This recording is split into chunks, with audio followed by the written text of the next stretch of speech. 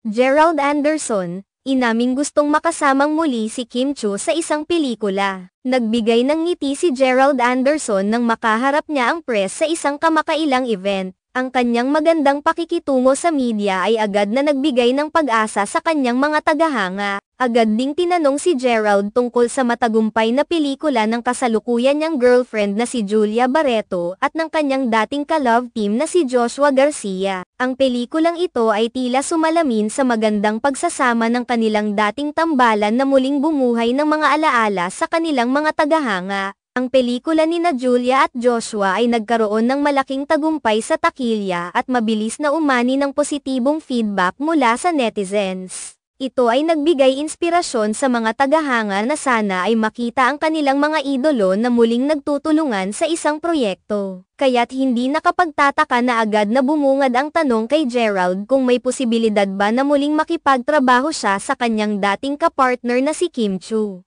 Agad na sumagot si Gerald sa tanong, "Siyempre, walang problema sa akin.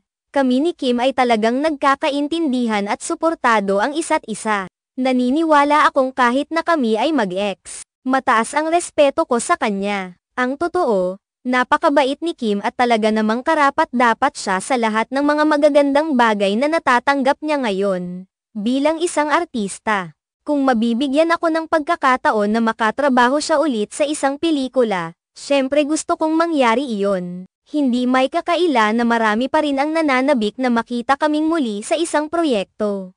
Idinagdag pa ni Gerald na, "Nakita natin na si Julia ay gumawa ng pelikula kasama ang kanyang ex at naging maayos naman ang lahat. Kaya naniniwala ako na magiging maayos din ang proyekto namin ni Kim. Kung sakali mang papayag siya. Ang totoo, alam kong medyo abala si Kim sa kanyang mga commitments, lalo na sa upcoming movie niya kasama si Paulo. Sa ngayon, ang kailangan nating gawin ay ipagdasal na sana ay magkatuloy ito sa hinaharap. Huwag nating kalimutan na maraming fans ang nananabik na makita ang aming tambalan muli. Ang kanilang suporta ay malaking bagay para sa amin, at bilang respeto sa kanila, nais naming ibigay ang kanilang hinihingi. Ngunit sa huli, ito ay nakadepende sa schedules at availability naming dalawa. Ang pagsasama nina Gerald at Kim sa isang proyekto ay tiyak na magiging malaking kagalakan para sa kanilang mga tagahanga. Marami ang nakakita sa kanilang magandang chemistry noong sila ay magka-love team pa. Kaya't hindi nakapagtataka na ang kanilang pagbabalik sa malaking screen ay magiging mainit na tinanggap ng publiko. Hindi rin may kakaila na ang kanilang mga tagahanga ay patuloy na umaasa na magkakaroon ng pagkakataon na muling mapanood ang kanilang paboritong tambalan.